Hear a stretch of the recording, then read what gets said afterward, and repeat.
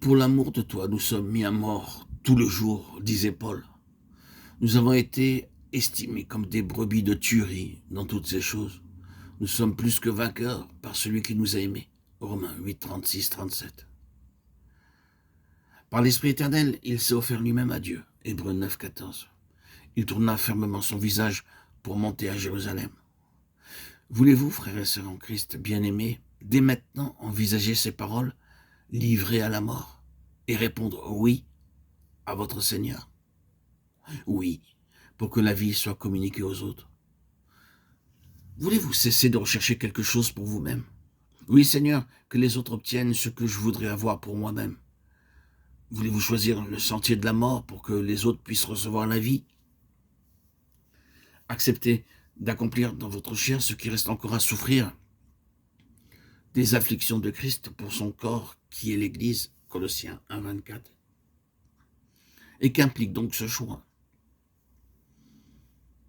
Il implique vivre, pleurer, souffrir, aimer, avec une patience infinie, une infinie tendresse, un amour inlassable pour chaque membre du corps de Christ. Il implique être attaché non pas à ses propres progrès, mais à ceux de tout le corps de Christ. Laisser tomber tout élément personnel dans le service de Dieu. Ne pas chercher à être remarqué, ne convoitant ni réputation, ni reconnaissance. Se lâcher entièrement soi-même pour l'amour de Jésus-Christ et se remettre à Dieu, prêt à être dépouillé en faveur de son corps qui est l'Église. Oh, avec quelle tendresse, enfant de Dieu, ne voudrais-je pas mettre ce message devant toi et te demander d'y faire face avec le Seigneur? Et au nom précieux et puissant de Jésus, de laisser le Saint-Esprit accomplir en toi tout ce qu'il voit que dans la communion avec lui, tu es capable de supporter. Oh, diras-tu oui? Diras-tu oui? Dans ces conditions, ne cherche pas à imiter quelque autre chrétien, car Dieu veut agir envers toi comme s'il n'y avait que toi dans le monde.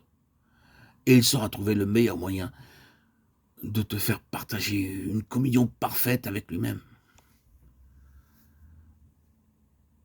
Dieu n'est-il pas en train de nous préparer pour les événements qui sont à la porte? Le jour de la grâce approche rapidement de sa fin. Combien d'entre nous seront-ils trouvés fidèles? Combien d'entre nous seront-ils intègres envers Dieu? Combien soutiendront-ils l'épreuve?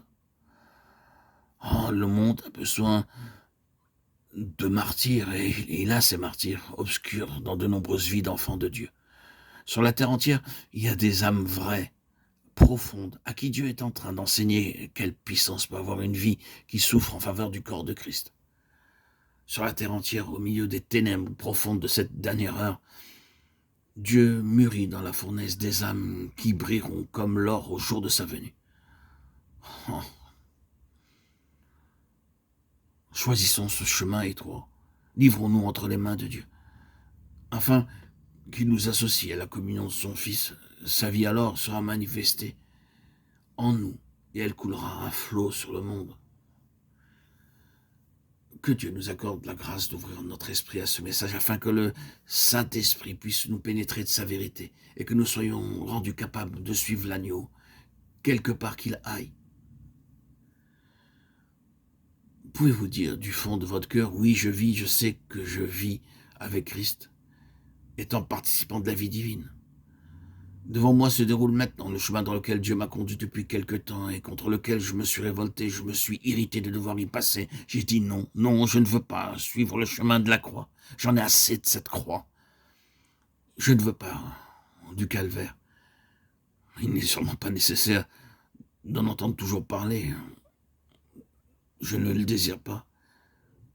Oh, combien dans notre cœur nous nous éloignons de cette souffrance et nous désirons que ce qui est bon, positif dans l'Évangile, en fermant les yeux sur le chemin du calvaire, sur le chemin qu'a pris sur lui en recevant la croix notre Seigneur. Il nous faut, frères et sœurs, être disponibles et être prêts à y faire face